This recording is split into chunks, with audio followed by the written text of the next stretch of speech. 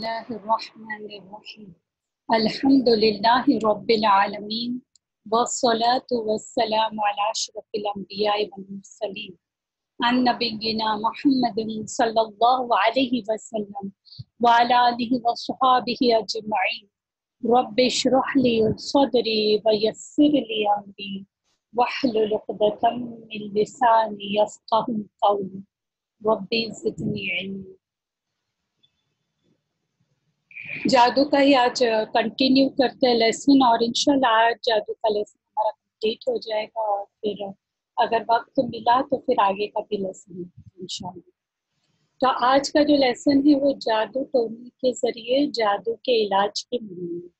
یعنی جادو کے ذریعے جادو کا علاج کرنا۔ کسی پہ جادو ہو گیا، اب وہ جاتا ہے کسی جادوگر کے پاس اور کہتا ہے کہ جادو کے ذریعے میرے جادو کا توڑ کر دے، تو اس کی ممانعت اس کے بارے میں آتا ہے کہ حضرت جابر رضی اللہ عنہ سے مروی ہے کہ رسول صلی اللہ علیہ وسلم سے نشرہ یعنی جادو کے ذریعے جادو کے علاج کے متعلق دریافت کیا گیا، تو آپ صلی اللہ علیہ وسلم نے فرمایا یہ شیطانی عمل ہے۔ تو آپ اسے ابو داود وغیرہ میں دیکھ سکتے ہیں، ایون احمد میں بھی آیا ہے کہ آپ صلی اللہ علیہ وسلم نے کہا کہ یہ جو نشرہ ہے اسے نشرہ کا کہتے ہیں۔ نشرہ کا مطلب کیا ہے؟ اس کا اگر لغوی معنی دیکھا گیا تو نشرہ کا مطلب یہ ہوتا ہے کہ کھولنا، پھیلانا یا بکھیرنا، لیکن اس کی اصطلاحی جو میننگ آتی ہے وہ یہ ہے کہ سحر زدہ شخص سے سحر کو کھولنا، یعنی جادو کسی پہ ہوا ہے تو اس کو جادو کے ذریعے کھولنا یا زائل کرنا، اس کو نشرہ کہتے ہیں۔ تو نشرہ یہاں پر دیکھیں، اور ایک حدیث سے دیکھتے پھر اس کی شرح کرتے ہیں انشاءاللہ۔ اسی طرح امام ابو داود رحمہ اللہ کہتے ہیں کہ امام احمد سے نشرہ کے متعلق پوچھا گیا تو انہوں نے فرمایا کہ حضرت عبداللہ بن مسعود رضی اللہ عنہ ان سب کاموں کو ناپسند سمجھتے تھے۔ اب دیکھیں، اگر کوئی بھی اپنا علاج کرنے جادو ٹونا ہو گیا اس کے اوپر، اس کا علاج کرنے جاتا ہے، جادو سے جادو کو ختم کرنا چاہتا ہے، تو کیا ہوتا ہے؟ جادوگر کیا کہتا ہے؟ جادوگر ایسے ہی نہیں یوں ہی جسٹ پیسے لے کے بس اس کا یہ نہیں ہوتا ہے کہ جسٹ پیسے لے لیا اور اس نے جادو کا علاج کر دیا، بلکہ یہ ہوتا ہے کہ جادوگر پہلے کہے گا کہ اس شخص کو جو بھی کہہ رہا ہے کہ میرے اوپر جادو آئے، میرا جادو کا توڑ کریں، تو پہلے وہ کہے گا اچھا ہم توڑ کریں گے، لیکن آپ یا تو بکری لے کے آئے یا کوئی مٹھائی لے کے آئے تاکہ ہم شیطان کو خوش کر سکیں۔ تو پہلے وہ شیطان کو خوش کرتا ہے کیونکہ شیطان کی مدد لی جاتی ہے جادو سے جادو کو توڑنے کے لیے۔ پھر جب یہ شرک شیطان کرواتا ہے، کچھ شرک کرواتا ہے ان جادوگروں سے، تو پھر شیطان کہتا ہے اچھا ٹھیک ہے، تم نے اب شرک کر لیا، اب ہم پیچھے ہٹتے ہیں۔ اگر وہ شیطان یا وہ جن اس پر حاوی ہے جس مریض پر، تو وہ کیا کہتا ہے کہ چلے جادوگر نے شرک کیا، اب میں پیچھے ہٹتا ہوں۔ یہ وہ جو مریض ہوتا ہے اس سے بھی شرک کرنا، اور اگر اس مریض پر کوئی اور جن سوار ہے تو وہ پھر جو شیطان ہوتا ہے، جن ہوتا ہے، وہ کہتا ہے ٹھیک ہے ہم تو نہیں ہے اس پہ سوار، لیکن ہم اس کی اچھی پٹائی کر کے اس کو ہٹا دیں گے، بس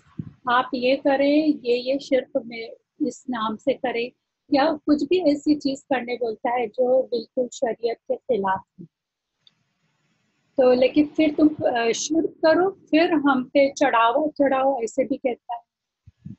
یہ ساری چیزیں جو ہے حرام میں آتی ہیں، کیونکہ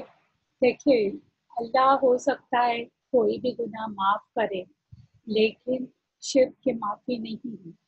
وہ سجدہ بھی کرنے کہتا ہے، جادوگر کو کہتا ہے میرے سامنے سجدہ کر تو پھر میں تیری بات مانوں گا۔ تو یہ ساری چیزیں حرام چیزوں میں آتی ہیں، اسی لیے جو یہاں پر حدیث میں آیا ہے کہ آپ صلی اللہ علیہ وسلم نے کیا کہا کہ یہ شیطانی عمل ہے۔ جادوگر سے جادو کا توڑ کروانا یہ شیطانی عمل ہوگا۔ اور کچھ جادوگر کیا کرتے ہیں کہ مریض کو سیپ وغیرہ یا تو موتی یا تعویذ وغیرہ پہننے دیتے ہیں اور کہتے ہیں کہ 40 دن تک پانی کو نہیں چھونا، یعنی پانی کو ہاتھ تک نہیں لگانا، 40 دن پانی سے دور رہنا۔ یاد رکھیں کہ جو جین ہیں وہ آگ سے بنے ہوئے ہیں، تو ویسے بھی وہ پانی سے ڈرتا ہے۔ اب یہ کیا کرے گا مریض؟ پانی کو نہیں چھوئے گا، یعنی کیا کرے گا؟ جب پیشاب پاخانہ کرے گا تو اس کو بھی پانی نہیں لگائیں گے، گندگی میں رہے گا، اور جیسے جیسے گندگی میں جتنا بندہ رہے گا اتنا وہ جین اس پر زیادہ اثر کرتی ہے۔ اس لیے ہمیشہ صاف صفائی رکھا کریں، اپنی باڈی کی بھی، اپنے گھروں کی بھی، ہر چیز کی صفائی رکھنی ضروری ہے۔ تو یہ وضو بھی نہیں کرے گا، تو وضو نہیں کیا تو پھر نماز نہیں پڑھے گا۔ اور یہ جو جادوگر ہے وہ مریض کو کبھی کبھی کہتے ہیں کہ آپ کے پہنے ہوئے کپڑے لے کے آئیں، یا کوئی رومال آپ کا دے دے جو آپ یوز کرتے ہیں، یا کبھی کبھی انڈر گارمنٹ مانگتے ہیں، یا کہتے ہیں کہ چلے ناخن ہی لے کے آئے، یا اپنے تھوڑے سے بال کٹوا کے ہمارے پاس دے دیں۔ تو اس طرح سے وہ ان کی چیزیں جو یوز کی ہوئی چیزیں ہیں مریض کی وہ مانگتے ہیں۔ یا کبھی یہ بھی کرتے ہیں کہ تسبیح کے جو دانے ہوتے ہیں وہ دے دیتے اور کہتے ہیں یہ لے لیں اور کہیں اس کو ڈال کے آئیں، کہیں پھینکنے کے لیے دے دیتے ہیں۔ تو اس طرح سے بھی عمل کیا جاتا ہے۔ اور یہ جو جادوگر ہوتا ہے اس کو اس کے پاس ایک تو جادو کا بھی منتر ہوتا ہے اور جادو کے توڑ کا بھی منتر ہوتا ہے۔ عبداللہ بن مسعود رضی اللہ عنہ جو تھے اور ان کے جو اصحاب تھے وہ قرآن آیت کو بھی لکھ کر تعویذ میں بنانا، یعنی تعویذ کے اندر دیکھیں آیت الکرسی وغیرہ کچھ لکھتے ہیں، کہتے ہیں کہ ہم تو تھوڑی کچھ جادو کا لکھ رہے ہیں، ہم تو قرآن آیت ہی لکھ رہے ہیں، تو اس کو بھی جائز نہیں سمجھتے تھے۔ اور پھر آگے کی جو حدیث آتی ہیں حدیث میں کہ حضرت قتادہ رضی اللہ عنہ کہتے ہیں کہ میں نے سعید بن سیب رحم اللہ سے پوچھا اگر کسی پر جادو ہو یا کوئی ایسا ٹونا جس کے سبب وہ اپنی بیوی کے قریب نہ آ سکتا ہو تو کیا اس کا دفع کرنا یا اس کو باطل کرنے کے لیے نشرہ یعنی منتر استعمال کرنا درست ہے؟ انہوں نے جواب دیا اس میں کوئی حرج نہیں، کیونکہ اس سے جادو کرنے والوں کا مقصد اصلاح ہی ہے، نفع مند اور مفید شے کے استعمال کی ممانعت نہیں ہے۔ تو آپ دیکھیں یہ حدیث تو نہیں ہے بلکہ قول ہے۔ حضرت سعید بن مسیب رحمہ اللہ یہ بڑے تابعی تھے، تو انہوں نے کیا کہا کہ اس میں کوئی حرج نہیں، کیونکہ اس سے جادو کرنے والوں کا مقصد کیا اصلاح کرنا ہے اور یہ مفید ہے۔ اب یہ سعید بن مسیب جیسے تابعی ان کا ہرگز یہ مطلب نہیں تھا کہ جادو کو جادو سے کاٹا جائے، وہ یہ ان کا مطلب یہ نہیں تھا کہ جادو کر کے جادو کو کاٹیں، بلکہ ان کا کہنے کا مطلب یہ تھا کہ وہ رقیہ شرعیہ ہو، جو شرعی رقیہ ہیں وہ ہوں، اس کے ذریعے جادو کو کاٹیں، تو وہ رقیہ شرعیہ ہو یا قرآنی آیت سے علاج کیا ہو تو پھر یہ علاج ہے۔ اور آف کورس وہ تو کبھی نہیں کہیں گے، اور یہ جیسے تابعی جو ہے تو کبھی نہیں چاہیں گے کہ کوئی جادو کرے، تو یہاں پر انڈرسٹینڈنگ ہے یہاں ایک کہ ان کا مطلب رقیہ شرعیہ سے ہی تھا۔ پھر آگے جو آتا ہے اب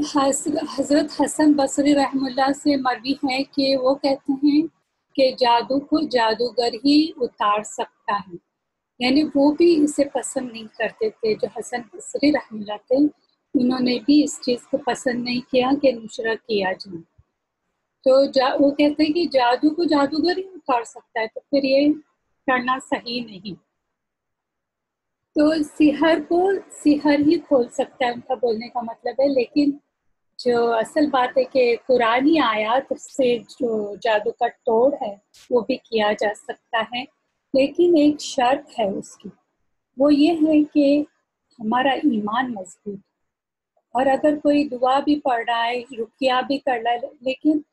دل مطمئن نہیں ہے کہ پتہ نہیں کیا تو کر رہے، ہوگی شفا یا نہیں ہوگی، تو اس طرح نہیں ہونا چاہیے۔ بندے کو پورا ایمان اس پہ ہونا چاہیے، پورا یقین ہونا چاہیے کہ نہیں، اللہ کے کلام میں اور جو بھی ہمارے لیے دعائیں آپ صلی اللہ علیہ وسلم نے سکھائی، اس میں انشاءاللہ ہمیں شفا ملے گی۔ تو اگر یہ دل ہی مطمئن نہیں ہے، یقین نہیں ہے، تو پھر شفا کیسے ہوگی؟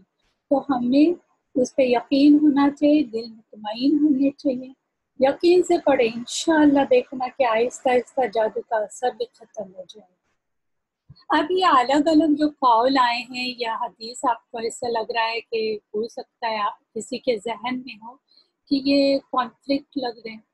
تو یہ کانفلکٹ نہیں ہے، بلکہ دیکھیے امام ابن قیم نے جو فرمایا ہے، انہوں نے سب کی جو قول ہے اور جو حدیث ہے ان کو لے کے ایک نچوڑ نکالا ہے۔ انہوں نے یہ کہا ہے کہ سحر زدہ، جو سحر زدہ ہوتے، جادو جن پہ اثر ہوتا ہے، سحر زدہ سے جادو کو دور کرنا نشرہ کہلاتا ہے۔ اس کی دو قسمیں ہیں۔ نمبر 1 یہ کہ جادو کو جادو ہی سے دور کیا جائے، تو جادو کو جادو کے ذریعے دور کیا جائے، یہ تو حرام میں آئے گا، تو یہ شیطانی عمل ہے اور ناجائز۔ اس صورت میں جادو دور کرنے والا اور جس پر جادو ہوا ہو، دونوں شیطان کا قرب حاصل کرنے کے لیے اس کا پسندیدہ کام کرتے ہیں، یعنی جو مریض ہے وہ بھی کچھ شیطان کا جو شرکیہ یا کچھ ایسی چیزیں وہ کرنے کہے گا، بدعت، تو وہ کرے گا، اور ایون جادوگر بھی، دونوں بھی ایسی چیز کریں گے جو شیطان کا قرب انہیں حاصل ہے،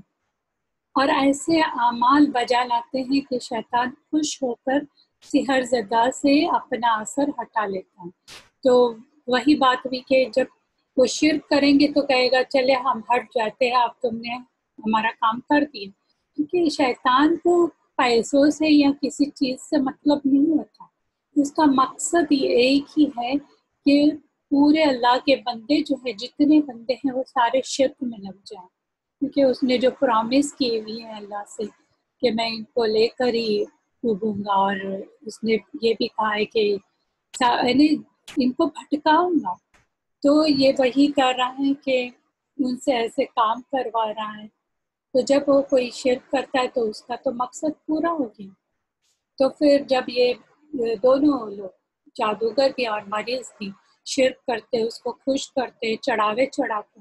تو پھر وہ اپنا اثر ہٹا دیتا ہے، اور اگر کسی اور شیطان نے اس پر سوار کیا ہے، یعنی اس پہ حاوی ہے، تو اس کو اس کی مار پٹائی کر کے اس کو بھی ہٹا دیتے ہیں، کیونکہ جنوں میں بھی سردار وغیرہ ہوتے ہیں تو ان میں کچھ پاورفل ہوتے ہیں، جیسے ہم انسانوں میں بھی لیڈرز وغیرہ جیسے ہوتے ہیں، ویسے جنوں میں بھی ہوتے ہیں۔ تو حسن بصری کا قول اسی صورت میں محمول کیا جائے گا کہ اس بات پر۔ پھر دوسرا جو ہے، دوسری قسم یہ ہے کہ دم، تعوذ، ادویات دوا کی جمع ہے، یعنی دوا وغیرہ، اور جائز و مباح ادعیہ کے ساتھ جادو کا علاج کیا جائے، یہ جائز ہے۔ لیکن دوسری جو قسم بتائی گئی ہے وہ ہے کہ یا تو دم کیا جائے، جو رقیہ شرعیہ وغیرہ جو ہے، قرآنی آیات ہے، تعوذات شرعیہ ہیں، دعائیں ہیں، تو اس کے ذریعے دوا، جیسے زمزم کا پانی دے دیجیے، یا کلونجی کا تیل لگانے دیتے ہیں، یا تو شہد پینے، کیونکہ شہد میں بھی کہا گیا کہ شفا ہے، شہد کے بارے میں بھی آتا ہے اور قرآن کے بارے میں بھی آتا ہے، قرآن ویسے بھی پورا شفائی ہے،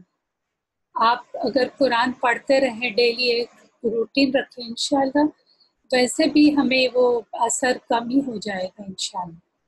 تو قرآن کو بھی شفا کہا گیا ہے، شہد کو بھی شفا کہا گیا ہے۔ ہم سمجھتے ہیں کہ صرف یہ روحانی شفا کے لیے نہیں، بلکہ بالکل ایک تجربے سے یہ بات ظاہر ہوئی ہے کہ جسمانی تکلیفیں جو بھی ہیں، ایون کینسر جیسی جو بیماری ہے، اس کو بھی، اس مریض کو بھی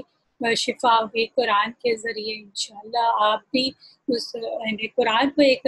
روٹین میں لائیں، پڑھیں اس کو، انشاءاللہ اس میں شفا ہے۔ اور دوسرا، اگر وہ دوا میں وٹامنس وغیرہ کی چیزیں دیتا ہے، کیونکہ کبھی کبھی یہ ہوتا ہے مریض بہت زیادہ کمزور ہو جاتا ہے، پراپر فوڈ نہیں کھاتا، یہ بھی ایک اہم بات ہے کہ اگر ہم کھانا بھی پراپر کھائیں، یعنی بیلنس ڈائٹ جسے کہتے ہیں، صرف اس لیے کھائیں کہ ہمیں قرآن پڑھنا، ہمیں نماز اچھے سے پڑھنی ہے، ہمیں عبادت، ساری عبادات ہمیں صحیح کرنی، تو آپ کا جو کھانا بھی ہے وہ بھی عبادت میں شامل ہوگا، کیونکہ انما الاعمال بالنیات، ہماری جو اعمال ہے اس کا دار و مدار نیتوں پہ ہے، کس نیت سے ہم کر رہے ہیں۔ حالانکہ ہم کھا رہے ہیں، پی رہے ہیں، سب کچھ کر رہے ہیں ہمارے لیے کر رہے ہیں، لیکن پھر بھی نیت ہماری یہ ہے کہ ہم ان چیزوں کے ذریعے، ان چیزوں کو ہم اس لیے لے رہے ہیں تاکہ ہم عبادت اچھی خوشی و خضوع کے ساتھ کریں۔ لیکن کبھی کبھی ہم بالکل کھانا پینا چھوڑ دیتے، بالکل کمزور سے ہو جاتے ہیں، تو دل بھی نہیں ہوتا ہے کہ صحیح سے قرآن پڑھے یا کوئی عبادت کرے۔ تو یہ ساری چیزیں آپ دھیان میں رکھیں کہ کھانا وغیرہ ہمارا ہے وہ روٹین میں رکھیں، ایک ٹائم فکس رکھیں۔ یہ بھی ہوتا ہے کہ ہم ٹائم پہ کھانا نہیں کھاتے، نہیں کھانے کی وجہ سے کیا ہوتا ہے، ایسیڈیٹی ہوتی ہے، پھر ہمارا پورا دن پیٹ درد ہو رہا ہے، یہ ہو رہا ہے، وہ ہو رہا ہے، ہم سارے کمپلین ہی کرتے، لیکن ہمیں اپنی غذاؤں پہ، ہمارے جو روٹینز ہم نے بنا کے رکھے ہوئے، سونے کے روٹین بھی، ہم جتنا چاہے اپنی مرضی سے جتنا چاہے سوتے ہی رہتے۔ چھٹیوں کا دن آ گیا تو یہ نہیں دیکھتے ہیں کہ ہم کتنے گھنٹے سوئے، کبھی کبھی 12 12 گھنٹے بھی سو لیتے ہیں۔ تو یہ چیزیں نہیں ہونی چاہیے، کیونکہ یہ بھی افیکٹو ہوتی ہے۔ آپ دیکھیں گے کہ جب بندہ بہت زیادہ سوتا ہے تو پورا دن اس کا سستی میں نکل جاتا ہے۔ تو ان چیزوں کو بھی آپ یاد رکھیں کہ ایسی چیزوں سے آپ دور رہیں۔ جو ایک تابعی ہیں، ان کا نام ہے وہب بن منبہ، انہوں نے اپنے تجربے سے یہ بات کہی ہے کہ ایسے جو شخص جن پہ بھی جادو ہوا ہے، اور خاص طور سے ایسے مرد جو اپنی بیوی کے قابل نہیں، ان کے قریب جانے کے قابل نہیں، ان کے لیے بھی خاص طور سے انہوں نے ایک علاج بتایا ہوا ہے۔ وہ یہ ہے کہ وہ 7 بیریوں کے پتے ہیں، ان کو لیں، بیریوں کے پتے، جو بیر کے پتے ہوتے ہیں نا، ان کو لیں۔ اور ایک یاد رکھیں، بیریوں کے پتوں کو بھی لانے کے کچھ ٹائمنگ ہوتے ہیں، کیونکہ اس درخت پر جن ہوتا ہے کچھ ٹائم میں، جیسے کچھ کہتے ہیں کہ عصر کے ٹائم بھی وہاں پر جن ہوتے ہیں، اور کچھ 12 بجے سے کچھ ٹائمنگ بتائے ہوئے ہیں، جو زوال کے جو ٹائم ہوتے ہیں اس وقت بھی ہوتے ہیں۔ تو وہ ٹائم آپ دیکھیں، اور صبح کے ٹائم آپ جائیں، یا کسی کو بیٹر ہے کہ آپ نہیں جائیں بلکہ کسی مرد کو بھیجیں ایسے وقت، مارننگ کے ٹائم وغیرہ، اور ان کو پتے لانے بولیں۔ تو یہ جب 7 بیریوں کے پتے لے کر کیا کرنا ہے، یہ 2 پتھروں کے درمیان کچلنا ہے، کچل کے جو کرش کرتے ہیں ہم، تو اس کو 2 پتھروں کے درمیان کچل کر ایک بالٹی لیں، بالٹی میں وہ کچلا ہوا جو آپ نے کچل دیا ہے پتیوں کو اس میں ڈالیں، اور اوپر سے پانی ڈالیں، پہلے پانی نہیں ڈالیں بلکہ آپ نے بالٹی لی، اس میں وہ بیریوں کے پتے ڈال دیے، اس کے اوپر آپ نے پانی ڈال دیا۔ اب اس پانی میں آیت الکرسی پڑھیں، 4 پھول پڑھیں، جو اخلاص فلق ناس اور جو سورہ کافرون، وہ پڑھ کے اس پہ دم کریں، اور اس میں سے بالٹی میں سے ہی صاف، اس لیے صاف بالٹی رکھیں، چلو بھر کے پانی پی لیں، وہی دم کیا ہوا پانی، اور باقی کا سارا پانی اپنے جسم پہ بہا لیں۔ انشاءاللہ اسے بھی شفا ہوگی۔ ان کا اپنا تجربہ ہے یہ۔ اب دیکھیے، یہ جو کچھ تجربے ہوتے ہیں، کوئی کہہ سکتے ہیں تو سنت میں ہے ہی نہیں، یہ تو بدعات ہیں، ایسے لوگ کہتے ہیں۔ یاد رکھیں کہ یہ سنت تو نہیں ہے، لیکن تجربے کے ذریعے کے عمل کیا گیا، کیونکہ اللہ تعالیٰ نے خود ہی کہا ہے کہ قرآن شفا ہے، قرآن کو شفا کہا گیا ہے۔ لیکن بہتر یہ ہے کہ جو مشہور ہے، جس پہ جادو کیا گیا ہے، اس کو لایا جائے سامنے، اور اس پر دم کیا جائے، اور اس کے اوپر ہلکا ہلکا تھکایا جائے، جیسے اسپیڈ نہیں بولیں گے لیکن پھو کر کے جیسے کرتے ہیں، تھوڑی سی تھوک نکلتی ہے اس میں، تو اس پر وہ دم کیا جائے۔ پھر دوسرا ایک علاج یہ ہے کہ 7 مدینہ کی جو اجوا کھجوریں ہیں اس کو خالی پیٹ اگر کوئی کھائے تو اس پر بھی سحر کا اثر نہیں ہوتا، لیکن بعض روایت میں یہ آتا ہے کہ مدینہ کی جو حدود ہیں اس کے درمیان میں جو بھی حرم مدینہ کہتے ہیں اس کے درمیان میں جو بھی کھجور ہے اس میں سے کوئی بھی کھجور کا ہے کھا لے تو اس کے بارے میں بھی آتا ہے کہ اس سے بھی شفا ہو جائے گی، کیونکہ جو اجوا کھجور ہے وہ تھوڑی مہنگی ہوتی ہیں تو سب کے بس کی بات نہیں ہوتی ہے کہ اسے خریدیں۔ تو ایک روایت میں یہ بھی آتا ہے کہ حرم مدینہ کے جو حدود کے اندر جو کھجوریں ہیں اس کو کھا لیں، اور کھجور کھا کر بیٹر آپ کے لیے یہ ہے کہ زمزم بھی پیے تو انشاءاللہ شفا ہوگی، کیونکہ آپ کو پتہ ہی ہوگا کہ زمزم پیتے وقت جو بھی نیت سے آپ زمزم پیے گے تو وہ آپ کی دعا قبول بھی ہوتی ہے، تو اس سے فائدہ ہوگا کہ کھجور بھی کھائے ساتھ ساتھ زمزم پانی بھی پئیں اور جو دعا کریں گے انشاءاللہ وہ بھی قبول ہوگی۔ تو جادو کے علاج کے متعلق جو علماء اور یا تو راقی جو ہیں انہوں نے جو علاج بتائے ہیں وہ کبھی کبھی ایسے ہیں کہ نبی صلی اللہ علیہ وسلم سے نفساً ثابت نہیں ہے، کہیں آپ کو حدیث میں یا کہیں قرآن میں تو نہیں ہے، لیکن حدیث میں تو یہ نہیں ملے گا کہ یہ ہوا جادو ہوا تو یہ کرے، سورہ بقرہ کی لاس آیت پڑھے یا پھر آیت الکرسی پڑھے، یہ آپ کو ایک دم ایگزیکٹلی جتنا پڑھنا ہے وہ نہیں آئے گا، یہ سب جو ہے عمومی قواعد کے تحت آتے ہیں، جیسے کہ اللہ نے قرآن میں فرمایا ہے کہ ہم قرآن میں بعض ایسی چیزیں نازل کرتے ہیں جو مومنوں کے لیے شفا دینے والی اور ان کے لیے باعث رحمت ہوتی ہے، تو یہ سورہ اسراء آیت نمبر 82 کی جو ہے آیت اس کا یہ مفہوم ہے۔ اور ویسے بھی ایک حدیث میں ہے کہ آپ صلی اللہ علیہ وسلم نے فرمایا کہ ہر ایسا دم درست ہے جس میں شرک نہ پایا جائے، جس میں شرک نہ پایا جائے وہ دم درست ہے، یہ مسلم کی روایت میں آتا ہے۔ تو پورا قرآن ویسے بھی شفا ہے، اور علماء نے خود یہ تجربہ کیا ہے کہ قرآن مجید نہ صرف جادو، حسد اور آصف زدہ کا علاج ہے بلکہ اس میں جسمانی بیماریوں کا بھی علاج ہے، تو انہوں نے خود ایکسپیرینس کر کے یہ سب بتایا ہوا ہے، تو اس میں یہ کوشچن نہیں ہونا چاہیے کہ اچھا کون سے حدیث میں آیا ہے، کون سے آیت میں آیا ہے کہ اس چیز کے لیے یہ پڑھے، بحث نہیں کرے، کیونکہ یہ سب ایکسپیرینس کے تھرو ہی ہوتا ہے۔ اب یہاں پر جو مسائل آئے ہیں اس کے دیکھتے ہیں مسائل، اور اس کے بعد رقیہ میں کیا کیا شامل ہیں وہ بھی انشاءاللہ دیکھتے ہیں۔ تو جادو کا علاج جادو سے کرنے کی ممانعت ہے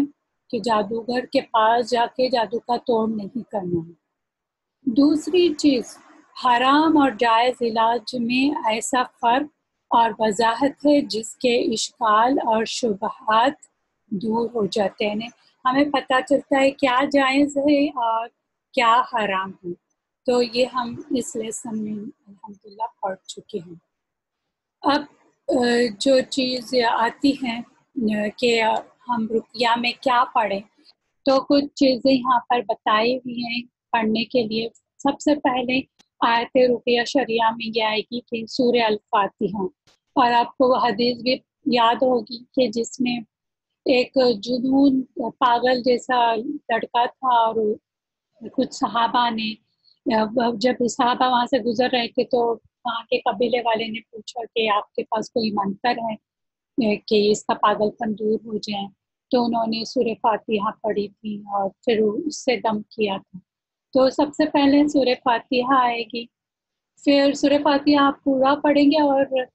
بہتر ہے کہ جیسے آپ پڑھیں اعوذ باللہ من الشیطان الرجیم بسم اللہ الرحمن الرحیم الحمد للہ رب العالمین، پھر پھونکے آپ پانی پہ پھو پھو پھو، پھر بعد میں الرحمن الرحیم، फूक उस पे जैसे थोड़ी तार के ना वो पानी पे फूके, उसका ज्यादा असर होगा बनिस्बत ये कि आप पूरी सूरह फातिहा पढ़े फिर फूके फिर दूसरी ये जो चीजें हैं वो पढ़े, लेकिन इसका इंशाल्लाह बहुत ज्यादा असर होगा। उसके बाद सूरह अल बकरा की आया नंबर 1 to 5 जो अलिफ लाम मीम से लेकर 5 नंबर आया तक आएगी। फिर ये बहुत ज़्यादा इम्पोर्टेंट एक आयत आती है जो जादूगर जादू के हिसाब से है, वो है सूरह अल बकरा की आया नंबर 102 जिसमें सुलेमान अलैहिस्सलाम के बारे में जिक्र है। और ख़ास तौर से ये जो आयत है वो उन लोगों के लिए ज़्यादा मुफीद है जिनके लिए इस तरह से जादू किया जाता है कि मियाँ बीवी में तफरीक हो। हमने वही देखा था कि तफरीक के लिए भी, जुदाई डालने के लिए भी जादू किया जाता है। ये तफरीक के लिए बहुत ही इम्पोर्टेंट आयत है, तो ये भी पढ़े, भले ही वो तफरीक नहीं हुआ कुछ और किस्म का जुनून या कोई और जादू है तो भी ये आप तो इसकी भी रुपया करें। सूरह अल बकरा आया नंबर 102। फिर उसके बाद सूरह अल बकरा आया नंबर 163 to 164 इसकी भी आप रिसाइटेशन करें और वो भी आप पानी जैसा लेके उस पे दम कर दें। फिर सूरह अल बकरा आया नंबर 255 यानी आयतुल कुर्सी। आयतुल कुर्सी वैसे भी हमें हमेशा पढ़नी है, इवन हैज़ की हालत में भी है या फिर ऐसे नॉर्मल डेज में भी आप आयतुल कुर्सी को ना छोड़ें। फिर सूरह अल बकरा आया नंबर 285 to 286 यानी सूरह अल बकरा की लास्ट जो आयत है वो भी पढ़ें, वो भी बहुत इम्पोर्टेंट है। आप जब ये पढ़ेंगे ना नॉर्मल डेज भी तो जादूगर भी डर जाता है, जिन भी डर जाता है और उसका असर बहुत ही कम होता है कि इस आयत से वो डरते हैं आमन रसूल बिमा उनज़िला। तो अगर जिसे याद नहीं है वो याद करने की कोशिश भी करें। फिर सूरह आले इमरान आया नंबर 18 to 19 वो भी पढ़ें, उसका भी दम करें। फिर आते हैं सूरह अल माइदा आया नंबर 72 to 74 ये भी पढ़ के फूके। इसमें भी क्योंकि कभी कभी जिन जो होते हैं वो सिर्फ पॉलीथियस्ट नहीं होते, नहीं क्या कहते हैं हिंदू या इस तरह से नहीं होते, बल्कि कोई क्रिश्चियन भी होते हैं, जू भी होते हैं, तो उसके लिए ये मुफीद हैं कि क्योंकि मसीह इब्न मरियम का जिक्र है तो फिर आप ये भी पढ़े, ये दावा भी हो जाएगा जिन्नों के लिए क्योंकि एक तरह से वो दावा भी है ना? और बेटर है कि उस मरीज को आप सामने रखें और उसको उसके सामने आप जोर से पढ़ के उस पर दम करें और पानी भी साथ में रखें, उस पर भी दम करते जाएं। अब जो पानी का ये है कि पानी उसे डेली पीने दें, वो वाला भले ही वो एक 5 लीटर का या 10 लीटर का जो भी पानी की एक बोतल बड़ी सी ले लें और उसको दे दें और कहें कि ये पिए भी और उससे नहाए भी, तो दोनों तरह से वो यूज़ करें।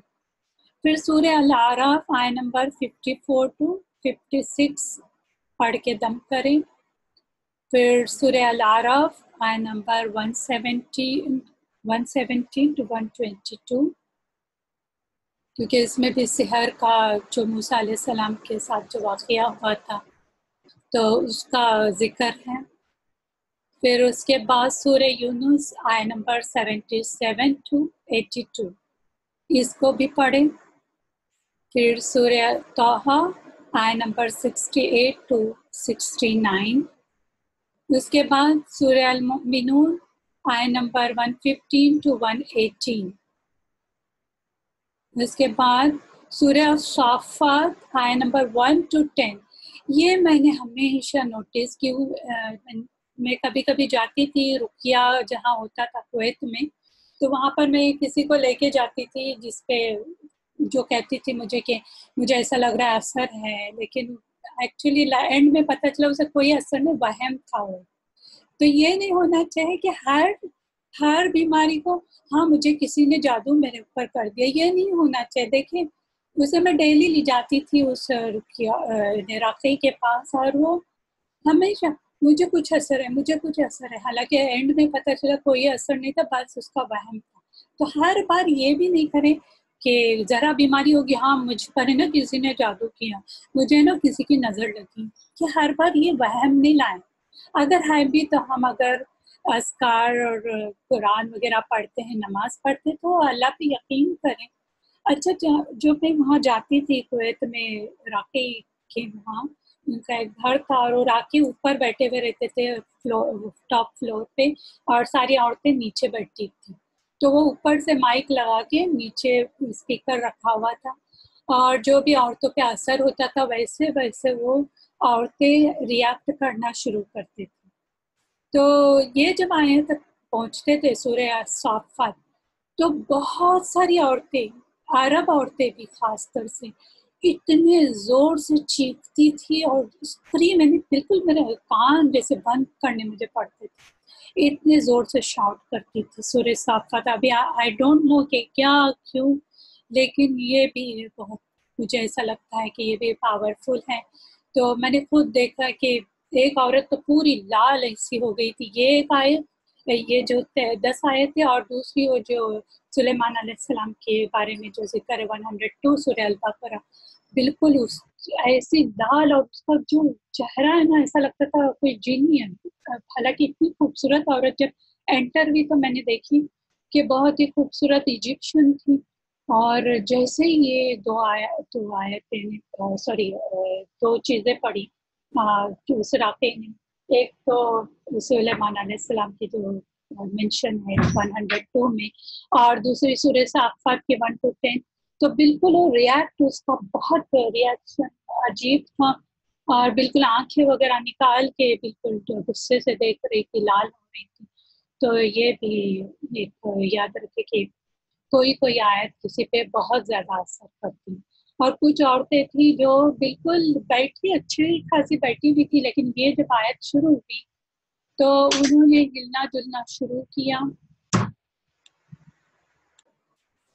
तो ये जब आयत चल रही थी तो एक जो लेडी थी उसने बिल्कुल अपने पैर ऊपर करके, जैसे झूला झूलते हैं इस तरह से शुरू कर दिया, और जोर जोर से वो पैर हिला रही थी। फिर बाद में जो राक़ी की जो वाइफ थी, उन्होंने लाके सामने कुछ दीवारें सी, पुट्ठे वाली दीवार खड़ी कर दी, ताकि आवरा आवरा कोई देख ना पाए। तो इस तरह से मैंने कई बार नोटिस की कि सूरह साफ़ात आयत नंबर 1 to 10, वहाँ जाकर मैं देखती थी कि ये आयत भी बहुत ज़्यादा असर करती थी। और अगर आपको ये है, डाउट है कि मुझ पे जादू हुआ है, मुझे नज़र लगी है, तो एक काम करें, आपको मार्क करना है कि सच में जादू का असर है या नहीं है।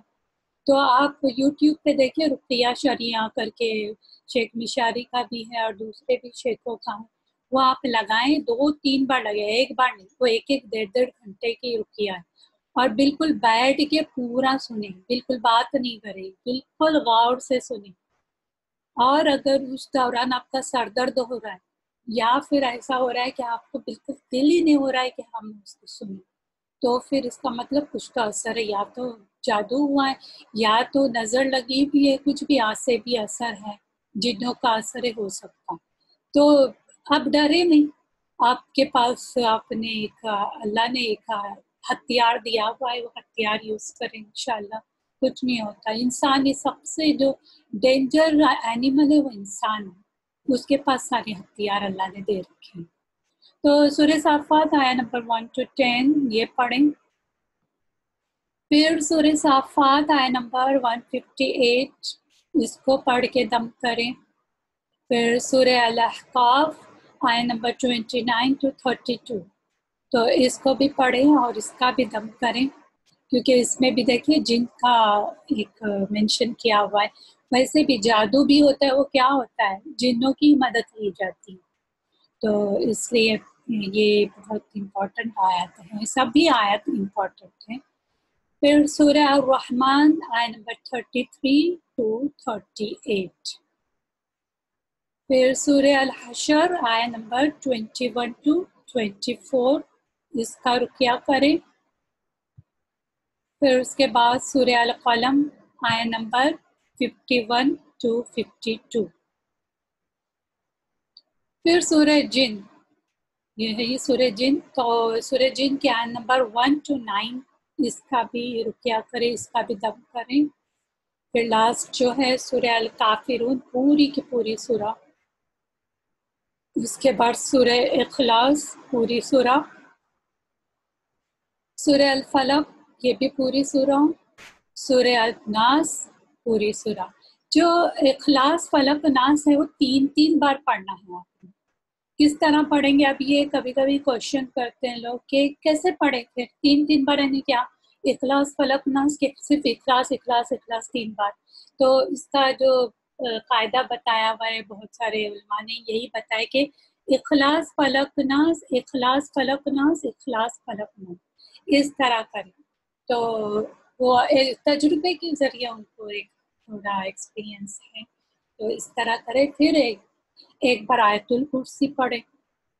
اور یہ روز صبح شام کے جو اذکار ہے اس کی بات کری میں، اس کے ساتھ ساتھ صبح شام کے جو اذکار ہے اس میں یہ بھی ایڈ کرے کہ آیت الکرسی ایک بار پڑھے، ہر نماز کے بعد بھی پڑھنا ہے، اور ویسے بھی فجر کی نماز کے بعد اور مغرب کی نماز کے بعد اسپیشلی یہ چیزیں جو میں بتا رہی ہوں وہ کریں. ایک بار آیت الکرسی، پھر سورہ اخلاص فلق ناس 3 مرتبہ پڑھیں. پھر اعوذ بکلمات اللہ التامات من شر ما خلق یہ 3 مرتبہ پڑھیں. پھر بسم اللہ الذی لا یضر مع اسمہ شیء فی الارض ولا فی السماء وهو السمیع العلیم یہ 3 مرتبہ پڑھیں. پھر آف کورس 5 وقت کی جو نمازیں ہیں وہ وقت پر پڑھیں. اب یہ ہوتا ہے کہ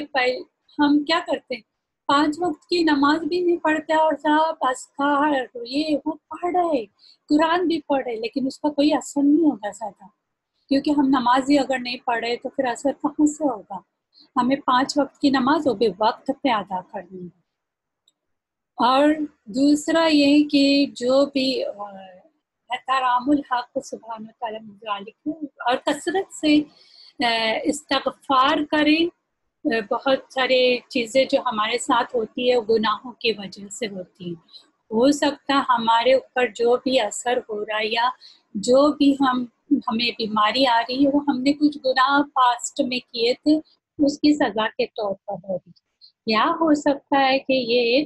ہمارے لیے ایک درجہ بلند کرنے کا ذریعہ ہے، ہمارے لیولز جنت میں زیادہ بلند ہو جائے، اس کے لیے بھی ہو سکتا ہے. تو یا تو یہ آزمائش ہو یا تو یہ سزا ہو، کچھ بھی ہو سکتا ہو.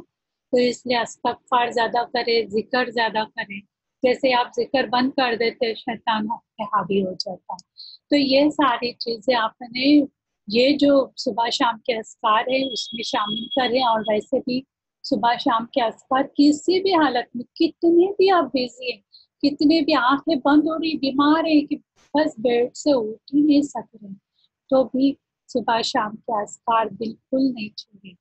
اس کو اپنے روٹین میں رکھیں. اور یہ ساری چیزیں کرنے کے بعد بھی اگر کچھ ہوتا ہے تو وہ آزمائش سمجھیں اور صبر کریں اور دعا کریں. اور ہمیشہ صفائی میں بھی رہیں، ہمیشہ اپنی صفائی رکھیں. اور ہر بار وہم نہیں کرے کہ مجھے یہ چیز ہو رہی ہے، شاید میری وہ رشتے دار نے مجھے نظر لگائی ہے یا مجھ پہ جادو کی. بار بار وہم نہیں کرے، بلکہ ایک بولتے ہیں نا ایک اپنا ایک پریونشن رکھے، یعنی ایک علاج ساتھ ساتھ رکھے. یہ نہیں ہونا چاہیے کہ جب ہو جائے تو پھر علاج شروع کرے، بالکل پہلے ہی علاج شروع کرو کہ آگے ہو سکتا ہے کچھ ایسی بیماری آئی، پہلے ہی ہم نے علاج شروع کر دیا ہے. تو انشاءاللہ اس کا بھی بہت زیادہ افیکٹ ہوگا آپ کے لیے. تو یہ ساری چیزیں کریں آپ، انشاءاللہ شفا ہو جائے گی.